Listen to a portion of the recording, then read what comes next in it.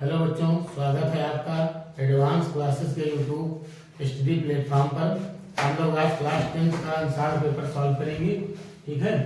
और इसमें 2024 का सेट नंबर फर्स्ट हम लोग सॉल्व करने वाले हैं, जिसमें आप देखेंगे खंड आ बहुविकल्पी प्रश्न, जिसमें 20 क्वेश्चन होते हैं जो कि OMR शीट पर बोला उनका भरना होता है, मतलब आंसर उनके OMR शीट पर करने होते हैं, ठीक। तो यहाँ पर बोर्ड पर 5 क्वेश्चन लिखे हैं और उनके ऑप्शन लिखे गए हैं, ठीक। हम लोग बारी बारी से एक एक क्वेश्चन इधर सॉल्व करेंगे और उनका आंसर देखेंगे, ठीक। तो देखते हैं, हम लोग देखेंगे पहला क्वेश्चन। जैसा कि यहाँ पर लिखा है कि एक त्रिघात बहुपद के अधिक से अधिक शून्यकों की संख्या होगी, यानी कि त्रिघात बहुपद के अधिकतम कितने शून्यक हो सकते हैं। ऑप्शन, पहला ऑप्शन है 4, दूसरा ऑप्शन है 3, तीसरा ऑप्शन है 2 और चौथा ऑप्शन है 1, ठीक। तो जैसा कि बच्चों हम लोग जानते हैं, किसी बहुपद के जो शून्यक होते हैं उनकी जो संख्या होती है वो बहुपद की घात के बराबर होती है, अर्थात कोई बहुपद जितने घातीय होता है उसके शून्यक उतने ही होते हैं। तो यहाँ पर त्रिघात बहुपद की बात हो रही है, तो इसके अधिक से अधिक शून्यकों की संख्या कितनी हो जाएगी, 3 हो जाएगी। तो यहाँ पर आपका ऑप्शन नंबर बी करेक्ट हो जाएगा, ठीक है। अगर एक घातीय बहुपद है तो उसके शून्यक अधिकतम शून्य कितना होगा, 1 होगा।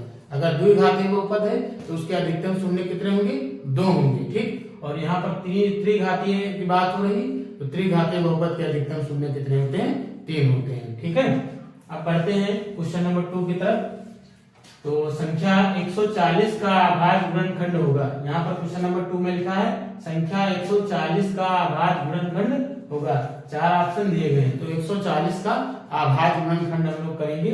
तो आइए देखते हैं 140, यहाँ पर 140 का अभाज्य गुणनखंड। अभाज्य गुणनखंड का मतलब होता है इसको अभाज्य संख्या से डिवाइड करते चले जाते हैं और तब तक डिवाइड करते हैं जब तक कि लास्ट में 1 नहीं बन जाता है, ठीक। तो 140 है, हमको पता है कि इकाई पर यहाँ पर शून्य दिया गया है, शून्य या सम संख्या है तो हम 2 से डिवाइड करते हैं, ठीक। तो इसको 2 से विभाजित करेंगे, 2 से डिवाइड करेंगे तो 7 बार में 14 आ जाएगा, 0 ऐसे उतार लेंगे। फिर ये 2 से डिवाइड करेंगे इसको, तो 2 3 जा 6, यहाँ पर 1 बचा तो इस 0 के सामने आ गया, ठीक। तो यहाँ 10 हो गया, तो 2 की टेबल में 10 आएगा 5 बार में, ठीक। अब ये 35 आ गया। अब इकाई में 5 है तो इसको 5 से डिवाइड करेंगे, ठीक। ये 5 7 जा 5 के टेबल में 7 बार में आएगा और 7 जो है हमारा 1 से 1 बार में डिवाइड हो जाएगा, तो 7 1 जा 7, ठीक। तो ये आपका अभाज्य गुणनखंड हो गया। अब इसके अभाज्य गुणनखंडों को इस तरह गुणनफल के रूप में लिख देते हैं। तो 140 को लिख सकते हैं 2 गुणे 2 गुणे 5 गुणे 7, ठीक। इस टाइप का ऑप्शन देख लेते हैं क्या कोई है, इस टाइप का नहीं है। तो यहाँ पर घात के रूप में दिया गया है, तो आप यहाँ हम लोग देखेंगे कि 140 में जो ये 2 है, गुणनखंड में जो संख्या 2 है 2 बार है, तो इसको हम लिख सकते हैं 2 की घात 2, क्योंकि गुणे में घातें जुड़ जाते हैं। यहाँ पर 2 की घात 1 है, 2 की घात यहाँ भी 1 है, तो 2 की घात हो गई 2, यहाँ हो गई 5 और गुणे कितना हो गया 7। तो ऐसा ऑप्शन आपके कौन सा है, तो ऐसा ऑप्शन है आपका सी, ठीक। तो इस तरीके से क्वेश्चन नंबर 2 का ऑप्शन नंबर सी सही हो जाएगा। अब बढ़ते हैं क्वेश्चन नंबर 3 की तरफ। देखिए क्वेश्चन नंबर 3 में भाज्य, भाजक, भागफल एवं शेषफल में क्या संबंध होता है ये बताना है, ठीक। देखिए जो बहुविकल्पीय प्रश्न होते हैं इनमें कुछ ऐसे क्वेश्चन होते हैं जिनका आंसर हम सॉल्व करने की जरूरत नहीं होती, डायरेक्ट आंसर देखो और लगा दो, ठीक। बात समझे कि नहीं। जैसे कि ये इसका एक फार्मूला होता है भाज्य, भाजक, भागफल और शेषफल का, ठीक। अब थोड़ा हम समझ लेते हैं भाज्य क्या होता है, भाजक और भागफल, शेषफल। जैसे हम किसी संख्या से इसे यहाँ पर भाग दे रहे हैं, इस तरीके से हम लोग भाग देते हैं। तो यहाँ पर जैसे मान लिया यहाँ a लिखा हुआ है और यहाँ पर क्या लिखा है, b लिखा हुआ है, यहाँ c है और फिर डॉट डॉट करके यहाँ पर क्या आएगा, d। तो जिससे भाग देते हैं वो हमारा होता है भाजक। क्या होता है, भाजक। जिसको भाग देते हैं वो होता है हमारा भाज्य। याद रखना, जिससे भाग देते हैं वो भाजक होता है, जिसको भाग देते हैं वो भाज्य होता है। और यहाँ पर लिखते हैं हम लोग भागफल, और यहाँ लास्ट में जो लिखते हैं ये क्या होता है, शेषफल, ठीक। तो इन चारों में क्या संबंध होता है, तो इनमें संबंध होता है भाज्य बराबर, यानी जो आपका यहाँ है ये भाज्य बराबर होता है भाजक गुणे भागफल और प्लस आपका होता है शेषफल। ठीक है, यानी भाज्य बराबर होता है भाजक गुणे भागफल प्लस शेषफल, ये फार्मूला होता है। इन चारों में ये संबंध होता है। तो यहाँ पर आपका ऑप्शन, पहला ऑप्शन है भाज्य बराबर शेषफल, ये तो नहीं होगा। दूसरा है भाजक, ये भी नहीं होगा। तीसरा ऑप्शन है भाज्य बराबर भाजक गुणे भागफल प्लस शेषफल, तो यही आपका जो है ऑप्शन नंबर सी करेक्ट हो जाएगा। चौथा जो ऑप्शन है भाजक इक्वल टू भाज्य प्लस भागफल प्लस शेषफल, ये भी नहीं होगा। तो आपका ऑप्शन नंबर सी सही हो जाएगा, भाज्य बराबर भाजक गुणे भागफल प्लस शेषफल।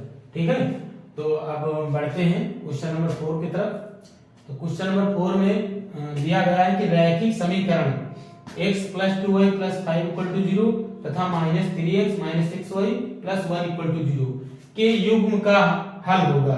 ठीक, यहाँ पर दो समीकरण दिए गए हैं, इसलिए इसको हम लोग समीकरण युग्म बोलते हैं या समीकरण निकाय बोलते हैं। ठीक, तो इसके युग्म का जो है हल क्या होगा। तो जो हमारे रैखिक समीकरण युग्म होते हैं उनके 3 टाइप से हल निकाले जाते हैं। ठीक, इधर हम बता देते हैं थोड़ा। रैखिक समीकरण युग्म का जो हल होता है उसकी 3 कंडीशन होती हैं। 3 टाइप का हल मिलता है। पहला हल जो होता है वो होता है अद्वितीय हल। क्या होता है बच्चों? अद्वितीय हल, अद्वितीय हल। ठीक, या इसको बोलते हैं केवल एक हल, केवल एक हल। ठीक, और दूसरी कंडीशन जो होती है वो होती है यहाँ पर जो है अपरिमित रूप से अनेक हल, अपरिमित रूप से अनेक हल। और तीसरी कंडीशन जो होती है कोई हल नहीं, कोई हल नहीं। तो 3 तरीके से हल इनका निकलता है। ठीक, अद्वितीय हल यानी जब केवल एक हल होता है तो इसके लिए हम लोग कंडीशन क्या लिखते हैं, a1/a2 does not equal to हमारा होता है b1/b2। और अपरिमित रूप से अनेक हल के लिए क्या कंडीशन होती है, a1/a2 इक्वल टू हो जाता है b1/b2 इक्वल टू हो जाता है c1/c2। ठीक, और कोई हल नहीं, कोई हल कब नहीं होता है, जब a1/a2 होता है इक्वल टू b1/b2 होता है, does not equal to c1/c2 होता है। ठीक, ये 3 कंडीशन लिखी गई है। ठीक, यहाँ पर जब हम लोग सॉल्व करते हैं तो यहाँ पर जो ग्राफ इनका बनाते हैं हम लोग इन दोनों रैखिक समीकरण का, तो यहाँ पर रेखाएं जो होती हैं वो प्रतिच्छेदी रेखाएं होती हैं, प्रतिच्छेदी रेखाएं। यहाँ एक रेखा है, दूसरी रेखा ऐसे, इनका ग्राफ बनाएंगे तो प्रतिच्छेदी मतलब एक बिंदु पर जो है क्या करेंगे, प्रतिच्छेद करेंगे। जब अपरिमित रूप से अनेक हल होंगे तो यहाँ पर एक रेखा के ऊपर दूसरी रेखा आ जाएगी, इनको बोलते हैं संपाती रेखाएं। ठीक, और कोई हल नहीं जब होता है तो इसमें क्या होता है कि ये रेखाएं जो मिलती हैं हमको ये दोनों समांतर हो जाती है। ठीक, और एक बात और है इसमें, यहाँ पर जब अद्वितीय हल होता है तो यहाँ पर जब हल निकलता है तब निकाय संगत होता है। तो 2 कंडीशन में हल निकला है, यहाँ पर जो है निकाय संगत होगा, निकाय मतलब इन दोनों का समीकरण युग्म, और यहाँ पर अनेक हल, ये भी निकाय हमारा संगत होगा, और यहाँ पर कोई हल नहीं इसलिए निकाय क्या होगा, असंगत होगा। ठीक, तो ये जो है रैखिक समीकरण को हल करने की 3 कंडीशन हो गई। अब इनमें हम लोग दोनों समीकरणों में देखते हैं कि क्या इनमें कौन सी शर्त सेटिस्फाई करेगी। और ये जो a1 b1 c1 है इसकी वैल्यू पहले समीकरण से निकलती है, और a2 b2 जो c2 है इसकी वैल्यू दूसरे समीकरण से निकलती है। तो आइए देखते हैं।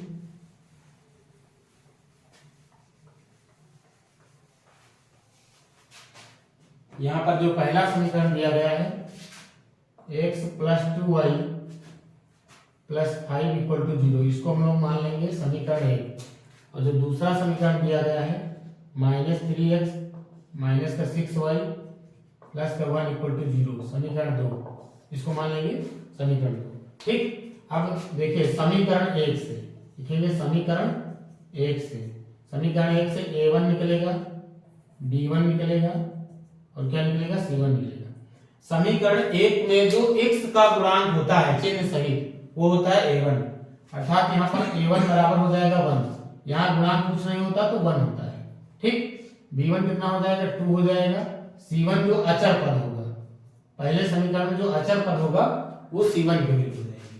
ठीक, इसी प्रकार समीकरण 2 से लिखेंगे, समीकरण 2 से लिखेंगे तो यहाँ पर हमारा A2 बराबर क्या हो जाएगा -3। A2 बराबर कितना हो जाएगा, देखो जैसे यहाँ पर A1 B1 C1 हो गया तो ये दूसरे समीकरण से A2 B2 और C2 हो जाएगा। A2 -3 हो जाएगा और हमारा B2 हो जाएगा -6 चिन्ह सहित लेना। ठीक, और C2 बराबर हो जाएगा हमारा +1। अब हम लोग जो है सबसे पहले निकालेंगे A1/A2 की वैल्यू। तो A1 की वैल्यू 1 है और A2 की वैल्यू कितनी है -3। तो A1/A2 निकाला तो कितना आ गया 1/-3, कामा लगा देंगे। यहाँ B1/B2 की वैल्यू निकालेंगे तो B1 हमारा 2 है और B2 हमारा कितना -6। इसको जो है डिवाइड करेंगे तो 2 1 जा 2, 2 3 जा 6 है ना, 2 कम 2 2 3 6, ये हमारा आ गया 1/-3। तो हमने क्या देखा A1/A2 बराबर है B1/B2। अब आगे कामा लगा के निकालेंगे C1/C2। तो C1 यहाँ पर 5 है और C2 कितना है 1 है। ठीक, तो यहाँ पर आप देख पा रहे हैं कि A1/A2 कितना आया 1/-3, B1/B2 कितना आया 1/-3, यानी A1/A2 बराबर है B1/B2, लेकिन C1/C2 कितना आया है 5/8 यानी 5/1, तो ये बराबर नहीं है। ठीक, तो यहाँ पर हम देख सकते हैं, यहाँ हम देख सकते हैं कि A1/A2 बराबर है B1/B2 does not equal to है C1/C2। तो ऐसी कंडीशन कौन सी, ऐसी कंडीशन जब होती है तो क्या होते हैं, कोई हल नहीं होता है। क्या होता है, कोई हल नहीं होता है। ठीक, इस कंडीशन में, ठीक, जिसमें रेखाएं क्या होती थी समांतर होती थी, तो कोई हल नहीं। तो यानी ये समीकरण युग्म जो है इसका क्या होगा, कोई हल नहीं होगा। तो आपका ऑप्शन नंबर ए में अद्वितीय हल, बी जो है 2 हल, तीसरा है अपरिमित रूप से अनेक हल, तो ये तीनों तो होंगे नहीं। चौथा ऑप्शन है उपर्युक्त में से कोई नहीं, क्योंकि यहाँ पर हमने क्या बताया है, यहाँ पर क्या होगा, कोई हल नहीं होगा, है ना, इस कंडीशन में कोई हल नहीं होगा। तो कोई हल का तो कोई ऑप्शन है नहीं, तो ये ऑप्शन नंबर बी सही हो जाएगा, उपर्युक्त में से कोई नहीं। ठीक, तो इसी क्रम में आगे बढ़ते हैं, क्वेश्चन नंबर 5 में देखते हैं। ठीक है,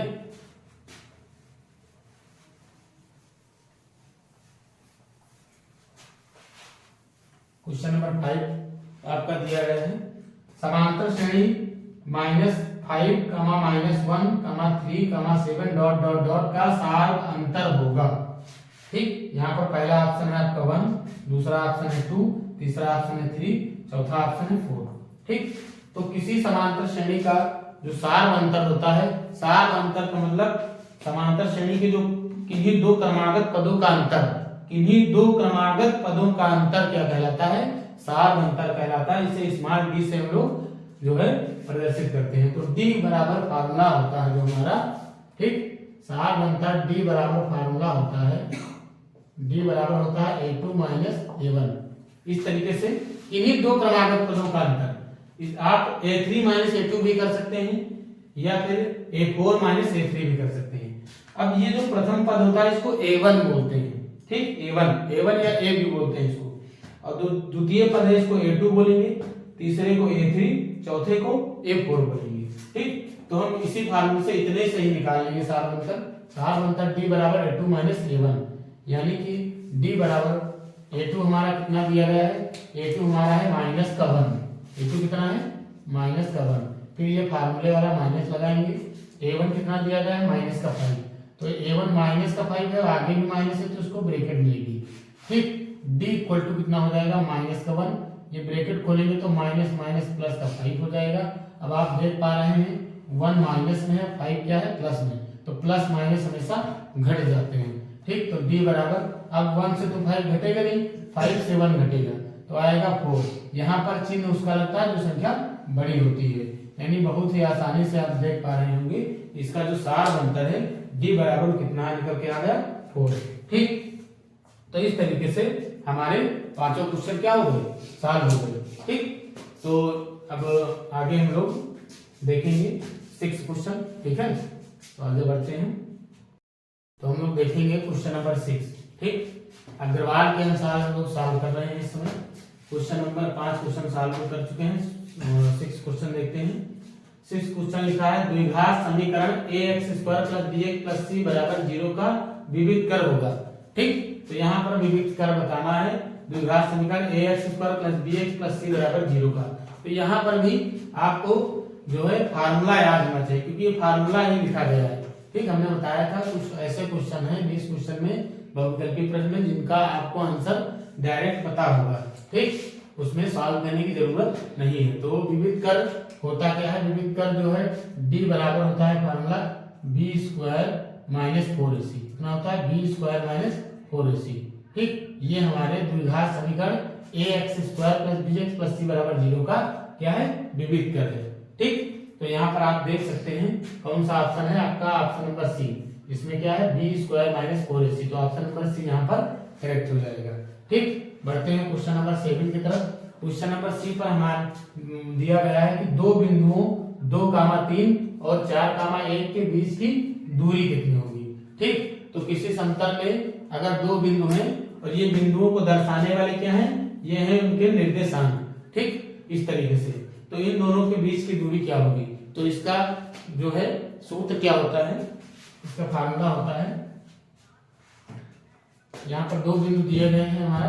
पहले बिंदु को मानेंगे x1, पहले बिंदु के निर्देशांक हो जाएंगे x1 y1 और दूसरे बिंदु के निर्देशांक हो जाएंगे x2, y2, ठीक। तो इनके बीच की दूरी का जो सूत्र होता है वो d बराबर होता है √x2 - x1 का whole square plus y2 - y1 का होल स्क्वायर, ठीक। यहाँ पर आप x1 - x2 का होल स्क्वायर भी कर सकते हैं और y1 - y2 का होल स्क्वायर यहाँ पर लिख सकते हैं, क्योंकि देखिए यहाँ पर दो जो है राशियों का अंतर है, तो अंतर लेने और स्क्वायर भी लगा है, तो अगर माइनस भी में भी आ जाता है तो स्क्वायर क्या कर देगा, प्लस कर देता है, ठीक।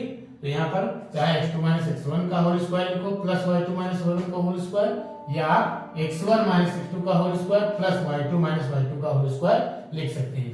तो ये हमारा क्या है, सूत्र हो गया। तो इस सूत्र में हम मान रख देते हैं, तो d बराबर √, ठीक। जैसा कि आप देख पा रहे हैं x2 की वैल्यू यहाँ कितनी है, 4 है, तो x2 के स्थान पर कितना रख देंगे, 4, माइनस x1 की वैल्यू कितनी है, 2 है, तो 4 - 2 का होल स्क्वायर प्लस y2 की वैल्यू कितनी है, 1 है, माइनस y1 की वैल्यू कितनी है, 3 है, ठीक। ये हो जाएगा 1 - 3 का होल स्क्वायर, ठीक। तो d बराबर √, यहाँ पर 4 से 2 जाएगा तो कितना बचेगा, 2, तो यहाँ हो जाएगा 2 का स्क्वायर प्लस 1 से 3 जाएगा, 1 से तो 3 जाएगा नहीं, यानी कि 3 से 1 जाएगा तो बचेगा 2, लेकिन चिन्ह किसका लगेगा, माइनस का, क्योंकि 3 बड़ी संख्या है, तो यहाँ हो जाएगा -2 का होल स्क्वायर, ठीक। तो d = कितना हो जाएगा, 2 का स्क्वायर होता है 4 प्लस, देखो माइनस वाली संख्या जब आप स्क्वायर करेंगे तो आंसर किसमें आएगा, प्लस में आएगा, ठीक। अगर किसी माइनस वाली संख्या का जो पावर है वो अगर सम संख्या में है, ठीक, तो आंसर प्लस में आएगा। तो -2 का स्क्वायर भी कितना हो जाएगा, प्लस का 4 हो जाएगा। तो d बराबर 4 और 4 कितना हो जाएगा, √8, ठीक। तो √ अगर 8 ऑप्शन में है तो टिक कर देंगे, तो √8 तो दिया नहीं गया है, तो इसको थोड़ा हम लोग सॉल्व कर देते हैं आगे। √8 को लिख सकते हैं 2 × 2 × 2, इसका गुणनफल करेंगे, ठीक। अब हमको पता है कि जिसका जोड़ा बन जाता है वो संख्या कहाँ आ जाती है, √ से बाहर आ जाती है। तो d बराबर यहाँ 2 का जोड़ा यहाँ पर बन जाएगा, तो ये 2 बाहर आ जाएगा, तो इसका जोड़ा नहीं बना तो ये अंदर रह जाएगा। तो d बराबर हमारा कितना आ गया, 2 √2, ठीक। तो यहाँ पर ऑप्शन नंबर बी करेक्ट हो जाएगा, ठीक। तो उम्मीद है आप लोगों को समझ में आ रहा होगा। क्वेश्चन नंबर 8 देखते हैं आगे। यहाँ पर क्वेश्चन नंबर 8 में लिखा है कि यदि द्विघात समीकरण 3x² - 12x + m = 0 के मूल बराबर है तो m का मान होगा, ठीक। ये क्वेश्चन बहुत इंपॉर्टेंट है, वेरी मोस्ट इंपॉर्टेंट है ये आपको एग्जाम में 2025 का जो एग्जाम होगा उसमें आपको देखने को मिलेगा, बहुत ही इंपॉर्टेंट है, ठीक। यह द्विघात समीकरण 3x² - 12x + m = 0 के मूल बराबर है तो m का मान होगा, m का क्या मान होगा, ठीक, तो यहाँ पर कंडीशन होती है अगर किसी द्विघात समीकरण के मूल बराबर होते हैं, ठीक, द्विघात समीकरण के मूल अगर क्या होते हैं, बराबर होते हैं, तो उसकी कंडीशन होती है, उसका जो विविध कर हो जाता है वो क्या होता है, 0 हो जाता है। ठीक, तो यहाँ पर हमको मूल बराबर दिए गए हैं। देखिए जब आपको सिद्ध करना हो कि सिद्ध कीजिए कि जो है द्विघात समीकरण के मूल बराबर है, तब आपको विविध कर यानी डी का मान निकालेंगे। डी बराबर क्या होता है फार्मूला, डी बराबर होता है b² - 4ac, तो उसका मान 0 आना चाहिए।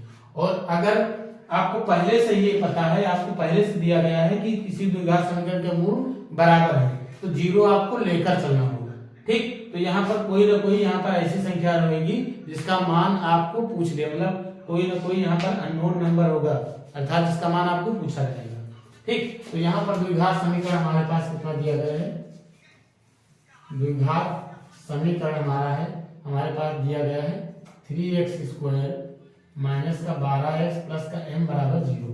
ठीक, इसकी तुलना हम किससे करते हैं, इसकी तुलना करेंगे इसकी तुलना करेंगे 3x² माइनस 12, इसकी तुलना करेंगे हम लोग ax² plus bx plus c बराबर 0 से करेंगे। ठीक, जो कि हमारे द्विघात समीकरण का व्यापक समीकरण होता है। ठीक, तो द्विघात समीकरण इतने की तुलना ax² plus bx plus c बराबर 0 से करने पर, ठीक, जब इस द्विघात समीकरण की तुलना इस व्यापक समीकरण से करेंगे तो a बराबर हमारा आप देख सकते हैं x² का गुणांक जो है वो a है, a बराबर 3 आ जाएगा, b बराबर आ जाएगा माइनस का 12 चिन्ह सही, और c बराबर हमारे पास है। अब देखेंगे चूंकि द्विघात समीकरण के मूल बराबर है, क्योंकि द्विघात समीकरण जो है आपके पास के मूल बराबर है, मूल क्या है, बराबर है, आपको ये दिया गया है मूल बराबर है। अगर मूल बराबर है तो हमने क्या कहा था कि d बराबर क्या आता है, 0, यानी कि b² - 4ac बराबर क्या आता है, 0।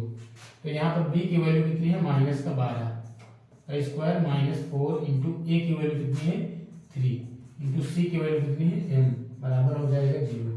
तो -12 का स्क्वायर, देखिए माइनस वाली संख्या का स्क्वायर प्लस में आएगा, 12 का स्क्वायर 144 होता है, यहाँ पर आपके पास आ गया 144 माइनस इसका मल्टीप्लाई करेंगे तो 4 × 12 m इक्वल टू 0। अब m का मान निकालना है, m वाला पोर्शन उधर भेज देंगे तो 144 इक्वल टू आ जाएगा प्लस का 12m। ठीक, अब 12 जो है m के साथ गुणे में है, इधर कहाँ आ जाएगा, बटे में आ जाएगा, 144/12 इक्वल टू m, 12 से काट देंगे तो 12 × 12 12 × m 144। तो यहाँ पर m की वैल्यू कितनी हमारे पास निकल के आई, 12, अर्थात m बराबर कितना आ गया, 12 आ गया। तो आपका यहाँ पर ऑप्शन नंबर डी करेक्ट हो जाएगा। ठीक है, ये क्वेश्चन बहुत ही इंपॉर्टेंट है और 2025 में ये आएगा, एकदम समझ लीजिए। ठीक, तो इस तरीके से क्वेश्चन नंबर 8 हो गया। ठीक है, क्वेश्चन नंबर 9 यहाँ पर देखेंगे आगे। क्वेश्चन नंबर 9 में क्या लिखा है देखते हैं। क्वेश्चन 9 जो हमारे पास दिया गया है वो लिखा है एक समबाहु त्रिभुज एबीसी की भुजाएं 2a हैं, है ना, तो उसके प्रत्येक शीर्षलंब की लंबाई होगी। सबसे पहले हम ये दो चीज जानेंगे इसमें, समबाहु त्रिभुज क्या होता है और शीर्षलंब के बारे में। समबाहु त्रिभुज ऐसा त्रिभुज होता है जिसकी तीनों भुजाएं बराबर होती है। त्रिभुज में तो 3 भुजाएं होती है ना, तो समबाहु त्रिभुज एक ऐसा त्रिभुज होता है जिसकी तीनों भुजाएं बराबर है। तो यहाँ पर एबीसी हमारे पास क्या दिया गया है, समबाहु त्रिभुज है। एबीसी यहाँ पर क्या है, समबाहु त्रिभुज।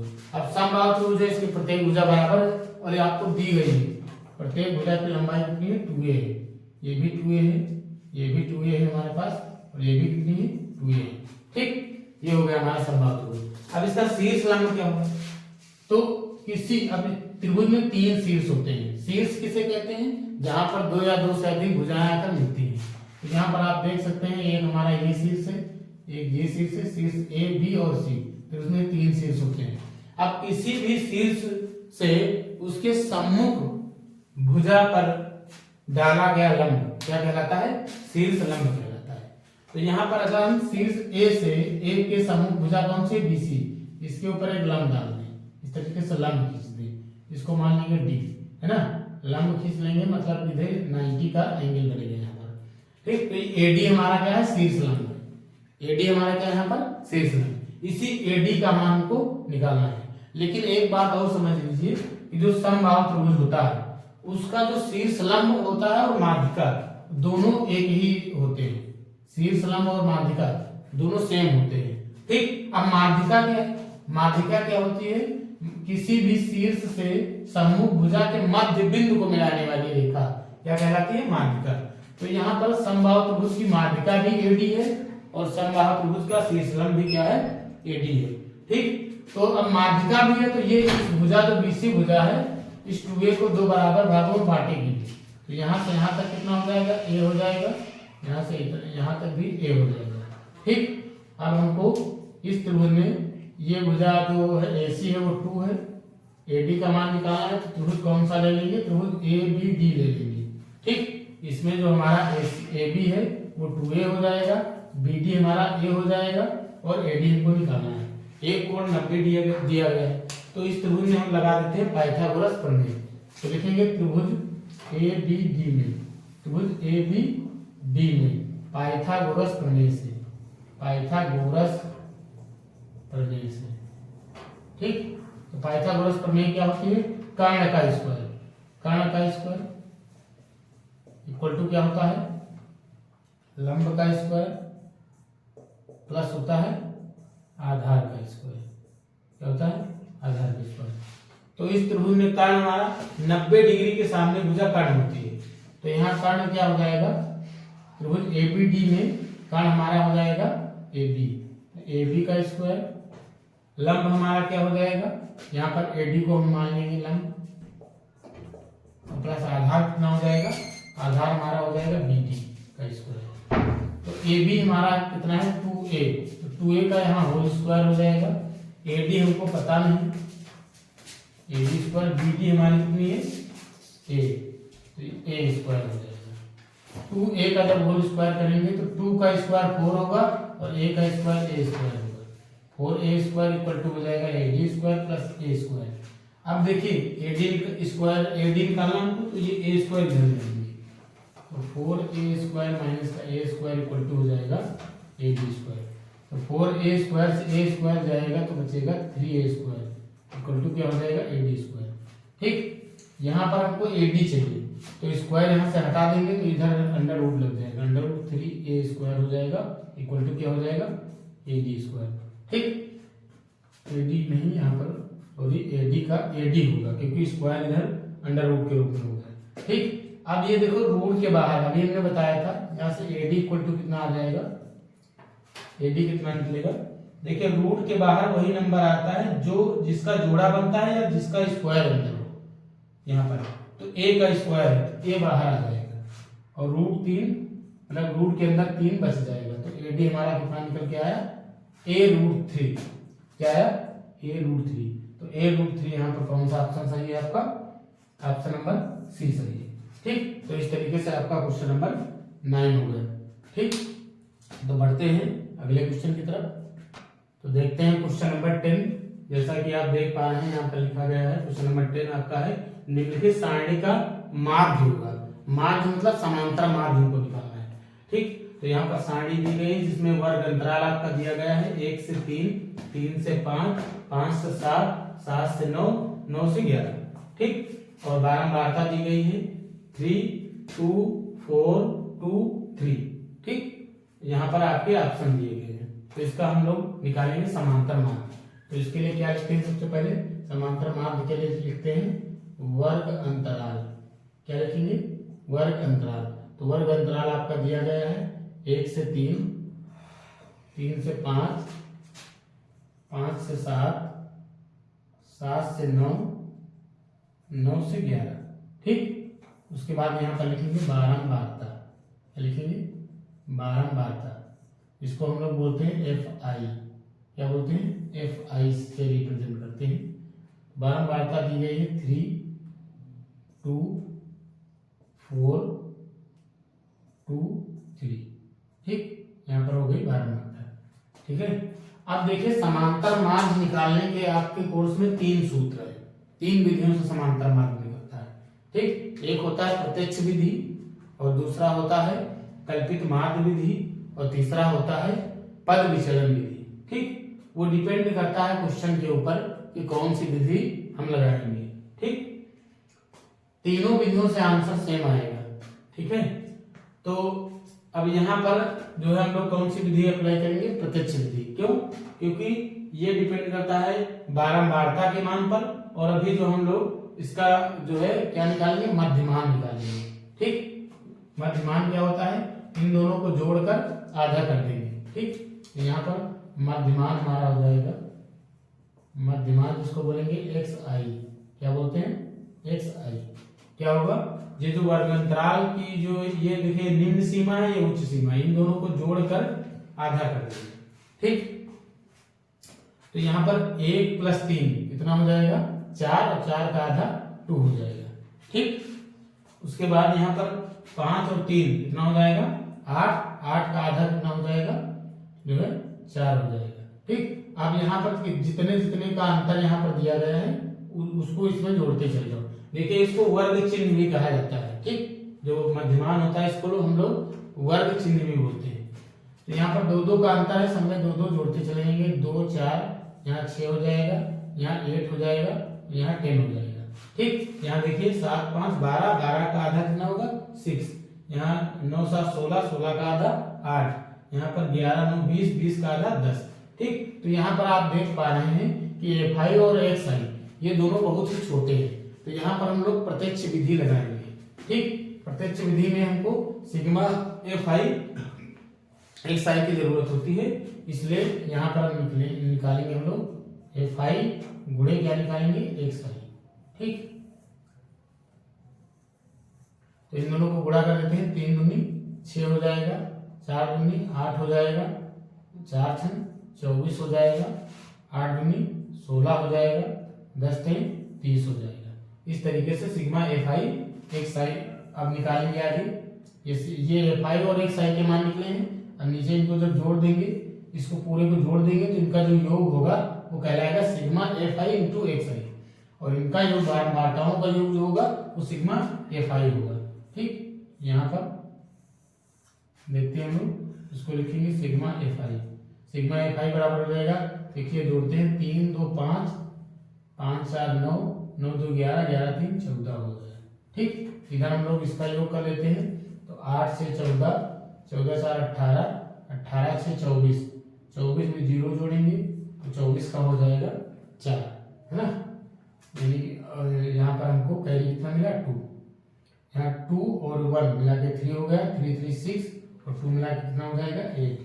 ये हमारे निकले सिग्मा FI XI की वैल्यू, इसकी निकली value FI sigma FI XI, ये हो गया 84, और यहाँ पर जो है सिग्मा FI कितना आ गया, 4 आ गया। तो यहाँ पर लगाएंगे प्रत्यक्ष विधि, क्या लगाएंगे, प्रत्यक्ष विधि, है ना। प्रत्यक्ष विधि से हमारा जो समांतर माध्य होगा, समांतर माध्य या माध्य भी आप बोल सकते हैं, समांतर माध्य, इसको x बार से प्रदर्शित करते हैं। x बार बराबर होता है सिग्मा FI XI अपान सिग्मा FI। ठीक, तो x बार इक्वल टू कितना हो जाएगा, सिग्मा FI XI कितना आया है, 84, यहाँ पर सिग्मा FI कितना आया है, 14, है ना। अब 14 की टेबल में 84 कितने में बार में आएगा, तो 6 बार में आएगा, तो 14 1 जा 14, 14 6 जा 84। ठीक, तो हमारा x बार जो आया यानी समांतर माध्य कितना निकल के आया, 6। तो यहाँ पर आपका समांतर माध्य कितना हो जाएगा, 6। तो ये ऑप्शन नंबर डी आपका करेक्ट हो जाएगा। ठीक, तो इस तरीके से हम लोग 10 क्वेश्चन बहुविकल्पी प्रश्न कर चुके हैं। तो इस वीडियो में यहीं तक, बाकी